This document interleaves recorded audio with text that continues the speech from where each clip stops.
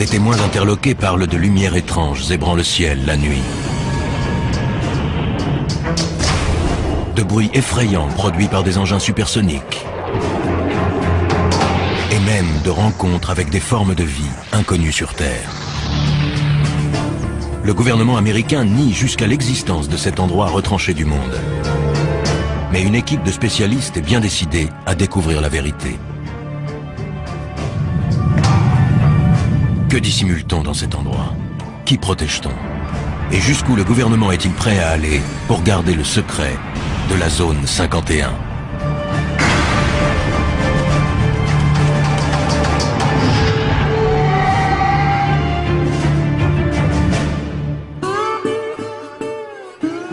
Ce qui est troublant, c'est qu'on nie son existence. La zone 51 ne ressemble à aucune autre base militaire américaine. Situé au cœur du désert du Nevada, ce complexe top secret est entouré de montagnes abruptes et inhospitalières. Il est protégé par un système de sécurité infranchissable qui le soustrait au regard des curieux, mais aussi, comme le reprochent certains, au contrôle de l'État. Des avions très étranges ayant été vus dans le ciel, certains pensent qu'on pourrait y procéder à des essais sur la propulsion antigravitationnelle, un système révolutionnaire relevant autrefois de la science-fiction. Chuck Clark est sans doute le plus grand spécialiste mondial de la zone 51. Astronome de profession et passionné d'aviation, il a toujours été fasciné par cette base destinée, au dire de l'armée américaine, à de simples essais aéronautiques. Au cœur du désert du Nevada, la petite ville de Rachel est la localité la plus proche de la base secrète appelée Zone 51.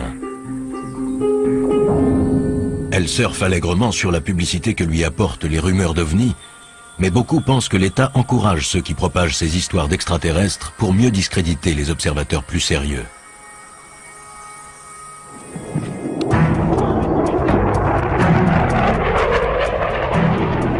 Chuck Clark s'est installé à Rachel pour surveiller et noter les moindres activités de la base.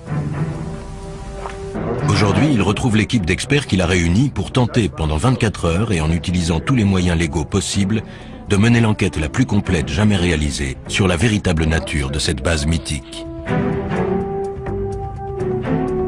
Leur mission, une journée et une nuit à l'affût du moindre indice, pour découvrir ce que l'État cache derrière les murs de la base militaire la plus protégée au monde.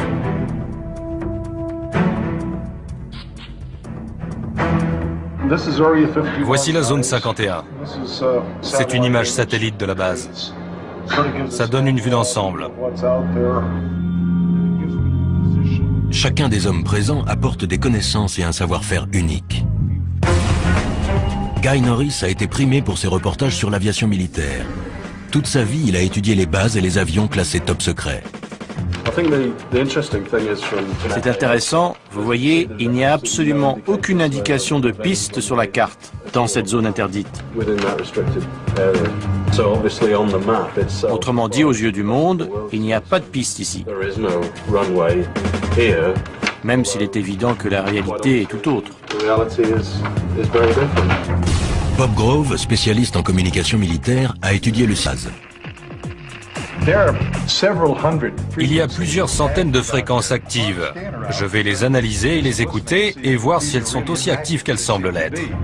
Mike Johnson, détective privé, a déjà travaillé sur l'affaire. Les mesures de sécurité ne se limitent pas au fait d'avoir situé la base dans ce désert au fin fond de nulle part. Il sait que dans toute base militaire sous haute surveillance, les gardes sont fortement armés. Ici, ils sont prêts à faire feu sur les individus pénétrant sans autorisation.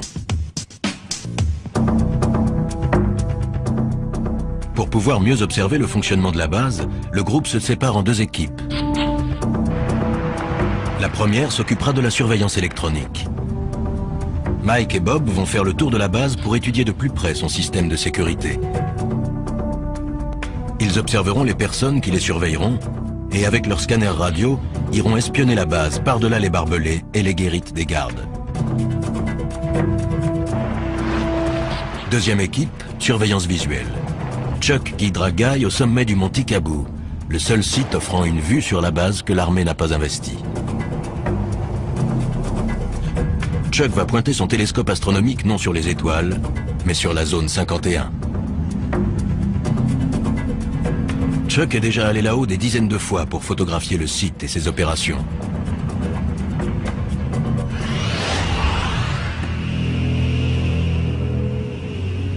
Il y a 10 ans, pour sa retraite, il est venu s'installer à Rachel pour étudier les derniers modèles de l'aviation militaire. Ces observations l'ont amené à constater que derrière les murs de la zone 51, la base règle et un commandement bien particulier, à l'abri des regards indiscrets et au-dessus des lois.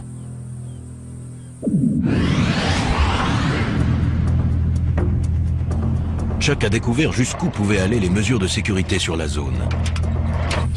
Un jour, alors qu'il marchait dans le désert, il est tombé sur ce qu'il croyait être les débris d'un avion. J'ai voulu sortir le truc du sable par curiosité et j'ai vu une antenne qui dépassait. J'ai dégagé le sable. C'était un émetteur relié à un détecteur placé dans une boîte en plastique.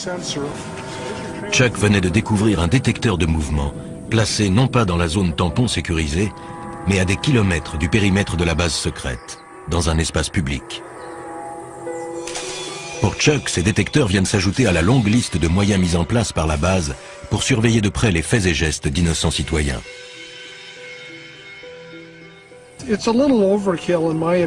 C'est exagéré. Ils ont une zone tampon de 40 km. Plus on s'approche et plus le terrain est impraticable. Je ne comprends pas pourquoi ils vont installer ce genre d'appareil en dehors de la zone.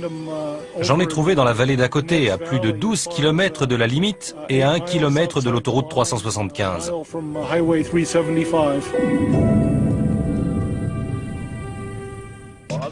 Bien décidé à dénoncer les agissements de l'armée, Chuck fait appel à un célèbre journaliste d'investigation, George Knapp. On a mis une demi-heure pour trouver le premier détecteur. 5 minutes pour le second. Voici l'émetteur. Et un peu plus loin, il y a le temporisateur. Il porte l'indication « Propriété de l'État américain ».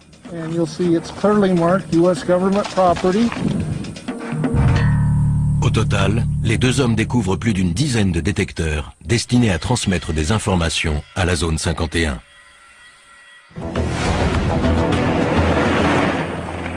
Chuck Clark, astronome à la retraite qui connaît le désert comme sa poche, surveille de près la zone 51. Au moment de la diffusion de ce reportage, Chuck, lui, est déjà allé plus loin. Il a découvert un moyen de franchir les barbelés et de pénétrer à l'intérieur de la base sans se faire arrêter.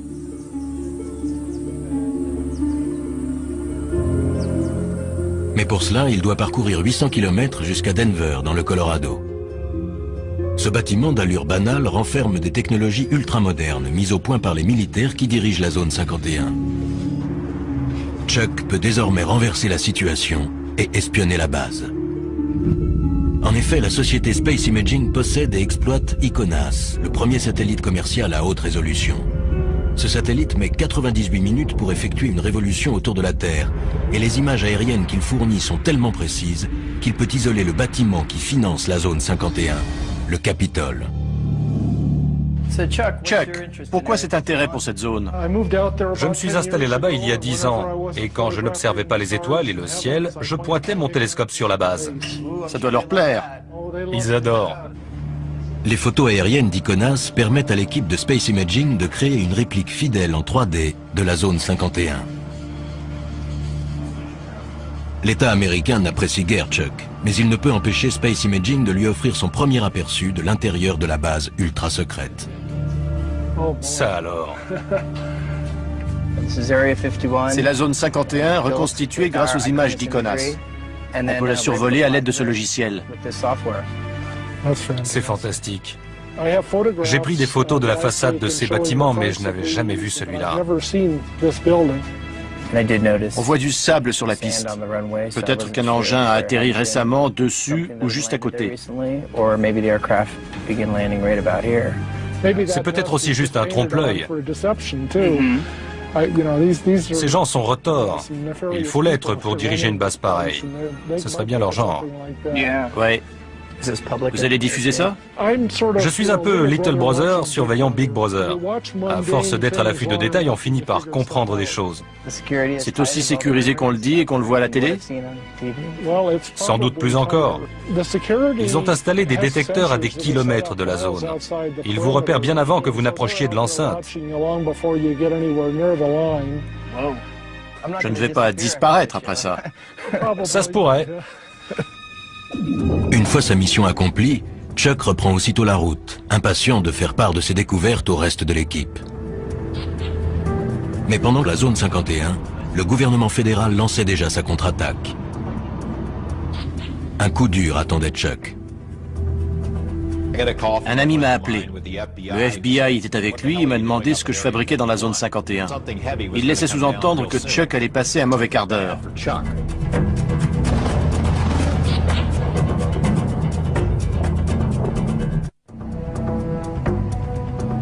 Perdue dans le désert du Nevada, la zone 51 est un site d'essai militaire secret. Elle est à l'abri des regards indiscrets grâce à une zone tampon de 40 km, des montagnes et un environnement inhospitalier. Deux équipes d'enquêteurs ont décidé d'épier et de noter les moindres mouvements et les moindres bruits. Si tout se passe comme prévu et si les gardes de la base les laissent tranquilles, les deux équipes se retrouveront 24 heures plus tard. Chuck Clark et Guy Norris vont s'installer au sommet d'une montagne munis d'un télescope et d'un appareil photo. On est au milieu de nulle part. On est à 35 km dans l'arrière-pays. Le plus dur les attend encore. Ils ont devant eux 2 bonnes heures de marche pour gravir le mont Tikabou. Ça fait combien de haut? Un peu moins de 2500 mètres. On est à 2100 ici. Là, on est vraiment tout seul, non? Ça, c'est sûr. On sera dans le beau drap si on se casse une jambe. Chuck Clark va au-devant de graves ennuis. George Knapp ayant révélé qu'il avait découvert des détecteurs de mouvement cachés hors du périmètre légal de la zone 51, le FBI a décidé de lui donner une leçon.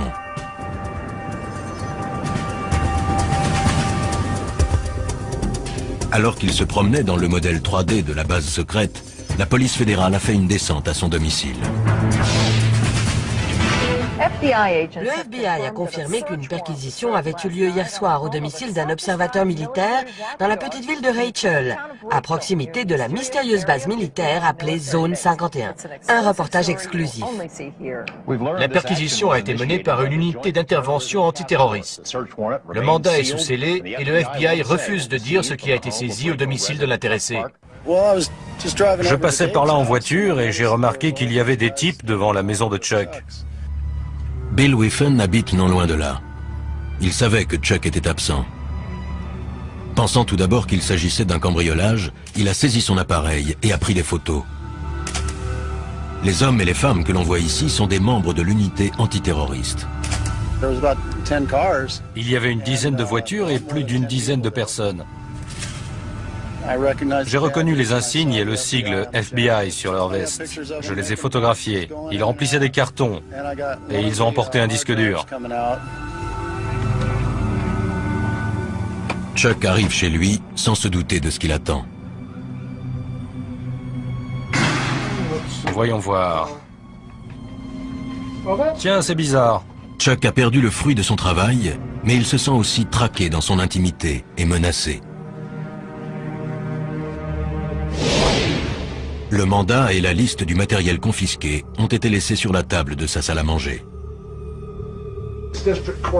C'est juste un mandat de perquisition.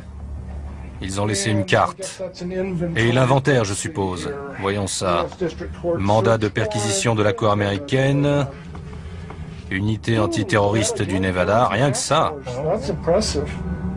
Chaque recoin de la maison a été soigneusement fouillé. Ils ont pris un tas de trucs. Des scanners, des radios. Ils ont embarqué 6 disquettes, 15 CD, des photos de la zone 51, des négatifs, 2 albums de photos et l'écran. Ça, je ne vois pas pourquoi. Qu'est-ce qu'ils espèrent tirer d'un écran? Ah, le téléphone. Les nouvelles vont vite. Des voisins et des amis appellent. Allô? Apparemment, le FBI est passé chez moi en mon absence. Non, je n'ai pas encore disparu. C'est pour ce soir. Ce que je fais ne leur plaît pas, mais ce n'est pas illégal. Ils n'ont pas dû apprécier qu'on raconte qu'ils ont placé des détecteurs sur l'espace public. Leur message était clair.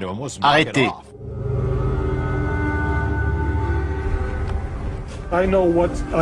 Je sais jusqu'où je peux me permettre d'aller légalement. Je pousse les limites, mais je ne les franchis pas. C'est ça qui les énerve. Je ne me laisse pas intimider par eux. Je me pointe sous leur nez avec mon objectif. Conscient que l'État enquête sur Chuck, ses coéquipiers, le spécialiste de la sécurité Mike Johnson et l'expert en communication Bob Grove, poursuivent leur mission. Ils ne sont qu'à 3 km de l'accès arrière de la zone 51 et il ne fait aucun doute qu'ils ont été repérés. Ils ont un tas de façons de détecter notre présence. Ils doivent nous écouter. Possible. Ils nous regardent certainement et ils doivent nous écouter aussi. Voilà les barbelés.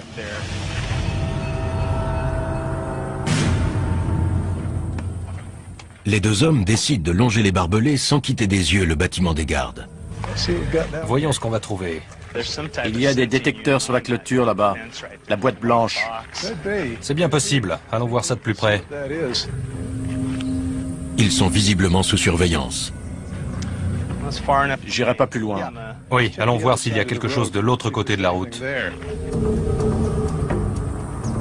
À environ 100 mètres de distance, ils voient pour la première fois les forces de sécurité privées engagées pour protéger la zone 51.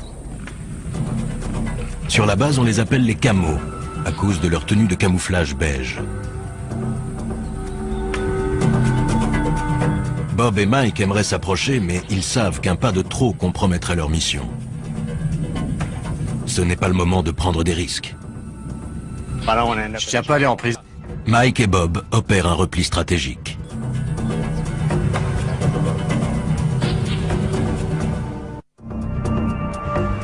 Nos enquêteurs souffrent des rigueurs du climat désertique.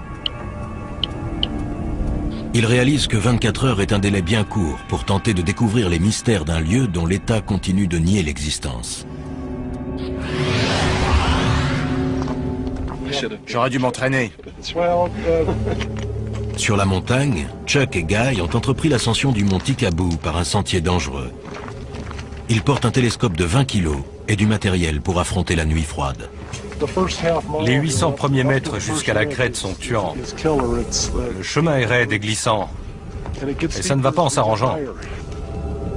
Leur destination, le seul site d'où l'on puisse avoir une vue en surplomb de la zone 51.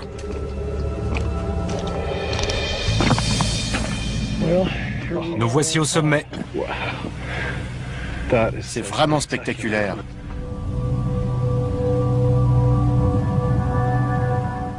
Alors, ça valait la peine. J'ai du mal à exprimer ce que ça me fait d'être là. C'est bizarre. On est là, sur la planète Terre, mais on a l'impression d'être à la lisière d'un autre monde. À travers la brume de chaleur, c'est bien un autre monde qu'on aperçoit. Un monde que l'État américain a cherché à soustraire au regard des curieux. Je vois des bâtiments qui brillent au soleil et j'aperçois une des pistes. C'est incroyable. Je n'en crois pas mes yeux. C'est inimaginable. Depuis le temps, c'est vraiment incroyable. C'est pas un mythe. Non, ça existe vraiment. Chuck et Guy se hâtent d'installer leur équipement, car ils savent parfaitement que si d'ici ils peuvent voir la base, elle, peut également les voir. Ils sont à 40 km de la zone 51 et comptent sur le télescope de Chuck et son appareil photo avec téléobjectif pour espionner et consigner la moindre activité se déroulant là-bas. Avec le téléobjectif, l'image sera grossie jusqu'à 50 fois. Je vois. Les deux hommes savent que la base sert à tester des technologies modernes et ultra secrètes, dignes des récits de science-fiction. Sur ce qu'ils peuvent bien faire là-bas, on les soupçonne de plus en plus de travailler sur la propulsion antigravitationnelle. La quête du Saint Graal de l'aéronautique serait sur le point d'aboutir. On parle d'expérience sur l'antigravitation et j'ai vu 2 ou 3 trucs. Quel genre? Des objets qui s'élèvent lentement et restent en suspension durant quelques minutes, filent dans le ciel et puis s'arrêtent instantanément ou font demi-tour à toute vitesse. C'est incroyable. On ne sait jamais à quoi s'attendre. Ils testent toutes sortes de choses ici. En contrebas, dans le désert, déguisés en simples campeurs, Bob Grove et Mike Johnson s'apprêtent à écouter tout ce qui entre ou sort de la zone 51. Ils n'auront pas de vue directe sur la zone, mais Bob pourra écouter toutes les transmissions. Si un phénomène quelconque se produit, on peut le mesurer physiquement grâce à tout un tas d'instruments. Celui-ci, par exemple, vous entendez le bruit qu'il fait? Ça indique la présence d'émetteurs, ce qui est le cas puisqu'on porte tous les deux des petits micros sans fil.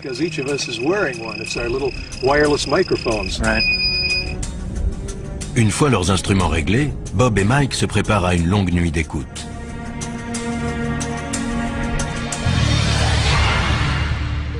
Au sommet du Mont Ticaboo, Chuck Clark et Guy Norris ajustent la position du télescope. Si un événement se produit, ils n'auront que quelques secondes pour réagir. C'est une nuit sans lune. On a plus de chances qu'il se passe quelque chose, non? Ça augmente les possibilités.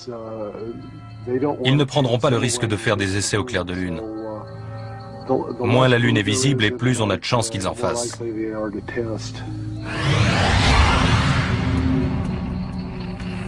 Il est presque 2 heures du matin.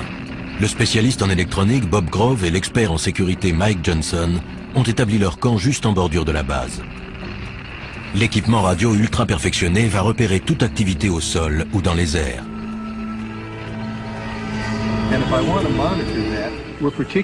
Ce qui nous intéresse particulièrement, ce sont les signaux émis dans cette gamme de fréquences, car c'est celle du gouvernement fédéral, de 160 à 170 MHz.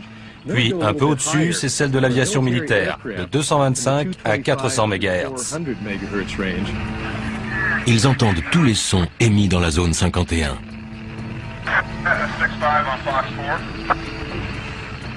Bob ajuste la fréquence. C'était quoi ce qu'on entendait à la radio? La sécurité. Il parlait de nous? Possible. Mike et Bob soupçonnent fortement la sécurité de la base de les surveiller. Toute la nuit, ils se tiendront prêts à une éventuelle intervention.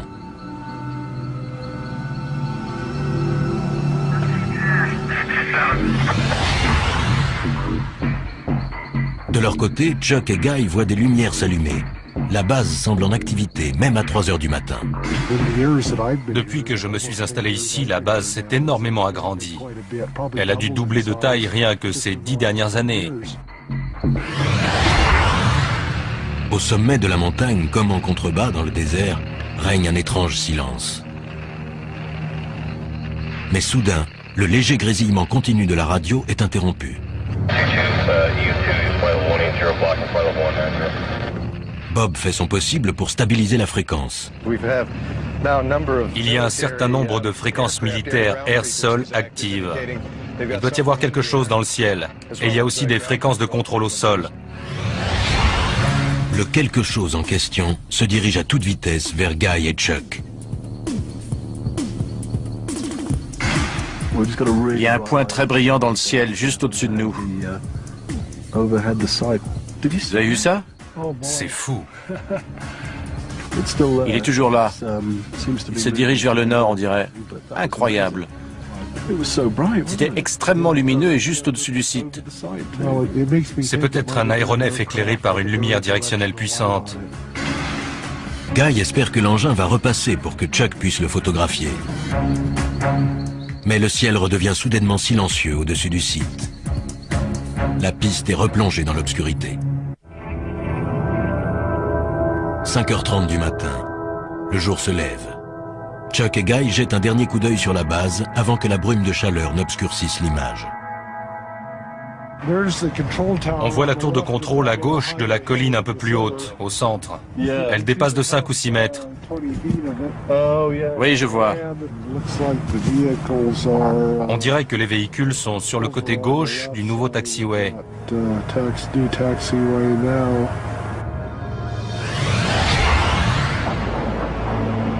Quant à Mike et Bob, en bas dans le désert, Le voilà. à 4500 mètres au-dessus d'eux, la zone 51 se manifeste. Guy aussi entend l'avion. J'ai l'impression qu'il y a un engin là-haut, Chuck. Peut-être un bombardier B-2. Il s'entraîne au ravitaillement en vol à l'aube, puis enchaîne sur 2 ou 3 heures de vol. C'est leur jour de chance. Le B-2 n'est pas seul. Il est accompagné d'un invité surprise. Un MiG-29, excellent. Il vient par ici. Bien que la guerre froide soit révolue, ici les Américains continuent de s'entraîner à combattre des avions soviétiques.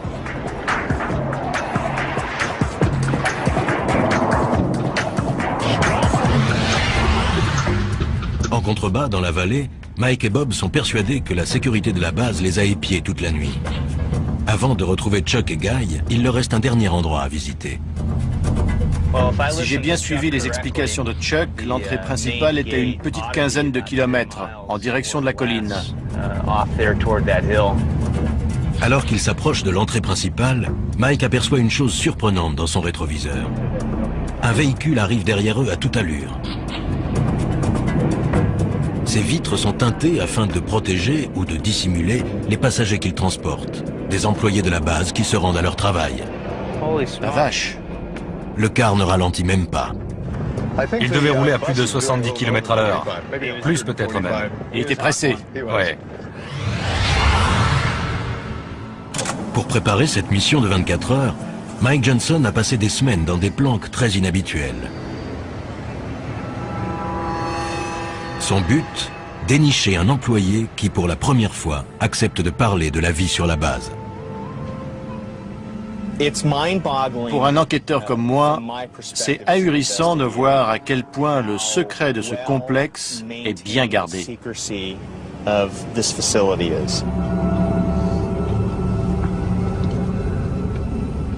Première énigme à élucider, combien de personnes travaillent sur ce site perdu dans le désert et comment s'y rendent-elles? La zone 51 est située à 230 km au nord de Las Vegas. Depuis des années, on raconte que 5 jours par semaine, une mystérieuse compagnie aérienne transporte des centaines d'employés depuis un aéroport situé près de Las Vegas jusqu'à la base secrète.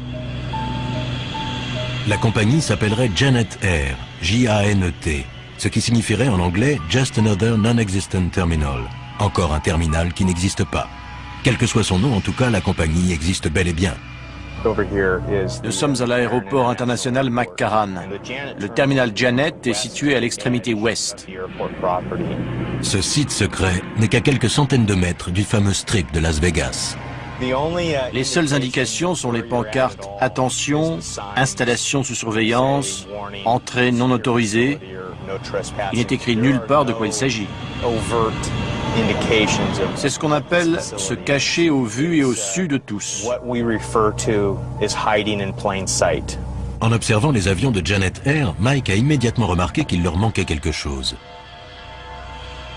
Ces appareils ne possèdent aucun signe distinctif, à part le numéro sur la queue. Tous les avions portent un numéro, sauf les avions militaires. J'en déduis donc que ces engins appartiennent à une compagnie privée. Grâce à ses talents d'enquêteur, Mike a retrouvé le propriétaire de cette flotte, la société EG&G, un très gros fournisseur de l'État. Un vol Janet vient d'embarquer. L'avion s'est mis en position sur le tarmac et ne devrait pas tarder à décoller. En général, ces avions-là n'attendent pas très longtemps. Ils se présentent sur la piste et décollent en moins de 2.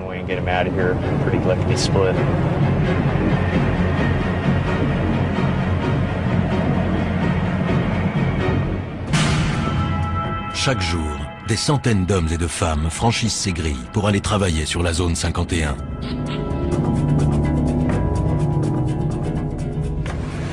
Une voiture s'approche.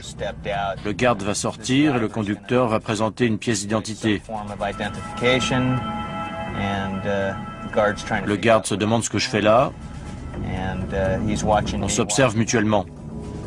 Mike a beau être sur la voie publique, il a toutes les raisons de s'inquiéter.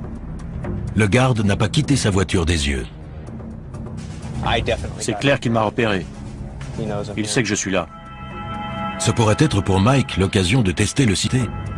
Mais il sait qu'il risque de compromettre la mission ou de finir en prison.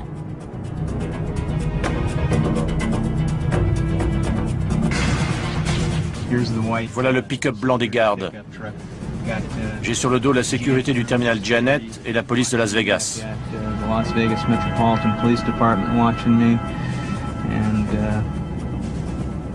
Ça m'étonnerait fort qu'aucun type en civil ou en uniforme ne vienne me demander mes papiers. L'étau se resserre non seulement au sol, mais aussi dans les airs. Il y a un hélicoptère au-dessus de nous. Mike préfère battre en retraite. Il reviendra pour poursuivre son enquête lorsque les choses se seront calmées. Les 24 heures sont presque écoulées, mais Mike et Bob touchent au but. Je vois des panneaux orange à flanc de colline, là.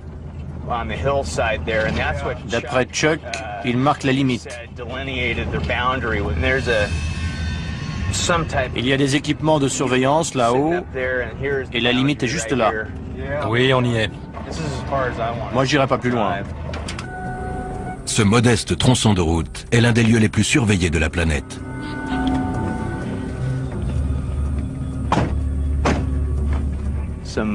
Il y a des détecteurs au sommet de la colline. On dirait qu'ils l'ont mis là-haut exprès. Tous ceux qui ont franchi cette limite ont été arrêtés, interrogés, et se sont vus confisquer leurs appareils photos, leurs téléphones portables et parfois même leurs vêtements. Accès non autorisé. Interdiction de photographier le site. Bon. Ben, on y est. Moi, je ne vais pas plus loin. Si des centaines de personnes travaillent sur la zone 51, pourquoi aucune d'elles n'a-t-elle jamais parlé? Quel genre de menace l'État fait-il peser sur elles? Mike a réussi à découvrir l'adresse de certains des employés qui garent leur voiture dans l'aérogare sécurisé de Las Vegas avant de s'envoler vers la base ultra secrète. Il est temps pour lui de passer à l'étape suivante. Un 4x4 noir franchit les grilles de sortie. C'est peut-être la chance de sa vie. J'ai passé quelques jours en planque à observer ce qui se passait. Grâce à quelques recherches, j'ai réussi à retrouver le propriétaire du véhicule. C'est un employé du site d'essai. Mike est bien décidé à suivre cette personne qui pourra lui dévoiler les mystères de la zone 51. Il suit de près la voiture noire qui s'engage sur l'autoroute. Les événements prennent une tournure favorable. Plus cet individu s'éloignera des regards intimidants des gardes de la base, et plus il sera susceptible de parler. Je ne sais pas du tout quel moyen de pression l'employeur ou l'État utilise, mais les employés doivent vraiment être tenus au silence. Je n'ai jamais vu un secret aussi bien gardé. La circulation intense complique la poursuite, et l'espace d'un instant, Mike perd sa cible de vue. La voiture que je file est au moins 400 mètres devant moi. Mike réussit à recoller au véhicule. Il se faufile entre les voitures afin de rester suffisamment près du 4x4 noir pour ne pas le perdre de vue, tout en évitant de se faire repérer. Il est toujours là dans la première file. On va voir si j'ai de la chance. Le 4x4 quitte l'autoroute pour se diriger vers la ville et s'enfonce dans un paisible quartier de banlieue. On a affaire à des gens de la classe moyenne ou légèrement supérieure. Ce sont vos voisins, les parents du meilleur ami de vos enfants. C'est juste qu'ils ont un boulot ultra confidentiel. On va voir ce qui va se passer. Je vais frapper à la porte.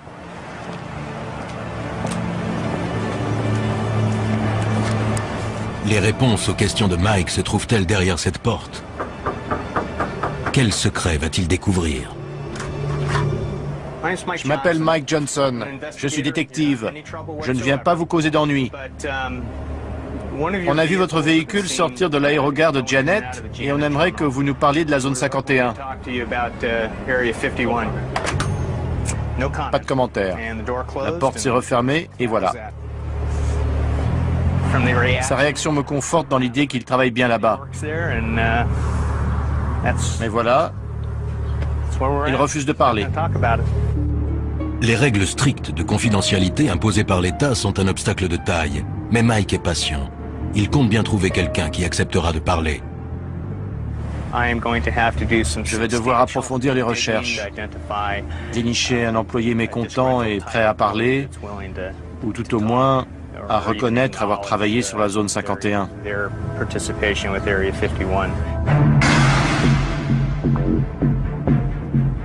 De retour à Las Vegas, Mike Johnson semble bien parti pour trouver un employé de la zone 51.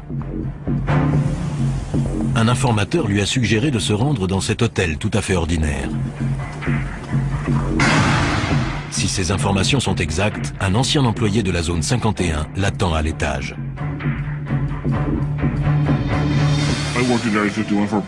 J'ai travaillé sur la zone 51 pendant environ 14 ans, des années 1980 au début des années 90. C'est gagné. L'homme est prêt à se confier, mais uniquement à condition qu'on taise son nom, qu'on masque son visage et qu'on déforme sa voix. On a mis des vies en danger et compromis, voire brisé des carrières pour garder le secret sur la nature. Mike a planqué des heures durant devant l'aérogare de Janet Air, la compagnie desservant la zone 51. Cet homme l'empruntait 5 jours par semaine. Quand on arrivait, on garait son véhicule et on pénétrait dans le terminal, où nos affaires étaient fouillées. Il vérifiait qu'on ne transportait pas de magnétophone, d'appareils photo ou de choses de ce genre. Monsieur X confirme la précision du modèle 3D de la base reconstituée d'après photos satellites. Oui, c'est tout à fait ça.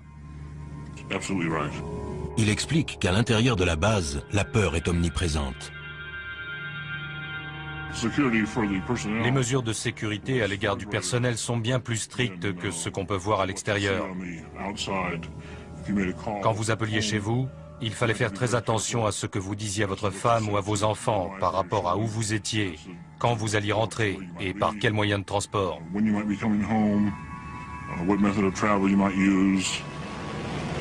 Quel genre de travail peut donc nécessiter une telle confidentialité? C'est une base d'essai d'appareils d'un nouveau genre, tout simplement. Les États-Unis montent des projets classés secrets pour une raison ou une autre, et les appareils sont testés et mis à l'épreuve sur ce site. D'après cet homme, la zone 51 ne ressemble à aucune autre base aérienne militaire. C'est une armée distincte de l'armée de l'air régulière. Et les individus qui y travaillent savent qu'ils sont à part et d'une certaine manière au-dessus de l'armée de l'air régulière. Il affirme que les personnes qui dirigent la zone 51 n'hésitent pas à mettre en danger la vie de leurs employés. Ils ont un pouvoir absolu et sont corrompus. Les individus qui dirigent le site fonctionnent comme les personnages d'Apocalypse Now. Ils n'ont aucun scrupule. Ils remplissent leur propre mission.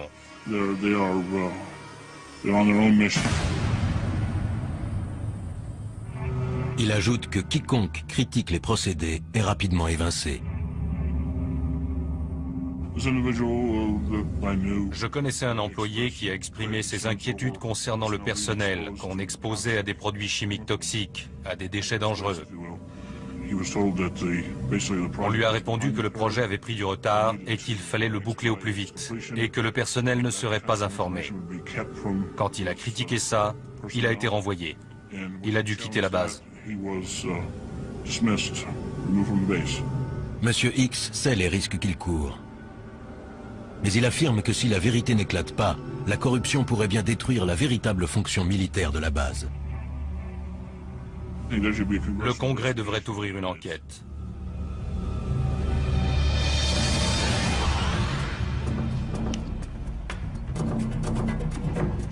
Sur le terrain, affamés et épuisés, Chuck et Guy vont devoir à présent affronter une descente raide et délicate. Ils ne seront sûrs d'avoir échappé à la sécurité qu'une fois arrivés sains et saufs au lieu de rendez-vous avec le reste de l'équipe.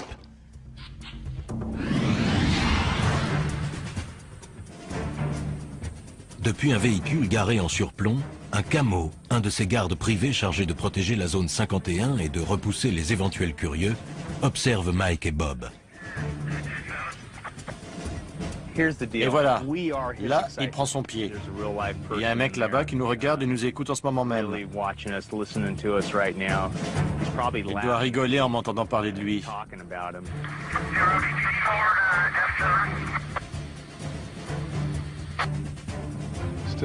Toujours beaucoup d'activités sur la fréquence de la sécurité.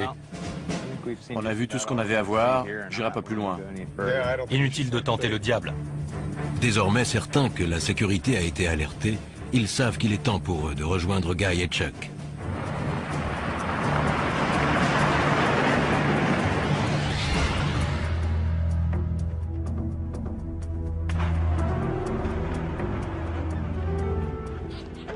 Salut, Vous êtes aussi fatigués que nous? pire. L'enquête de ces hommes a prouvé que la base était en pleine activité. La radio crépitait, une mission se préparait. On avait une vue excellente de la base. C'était incroyable à une telle distance. Si ce qu'a rapporté M. X est vrai, des hommes comme Chuck Clark et son équipe sont le seul espoir de voir un jour réformer une base militaire qui perd pied avec la réalité à cause d'un excès de confidentialité. Nous sommes la seule superpuissance encore en lice, et pourtant le mystère autour de la zone 51 s'est épaissi au lieu de décroître ces 2 dernières années. Pourquoi?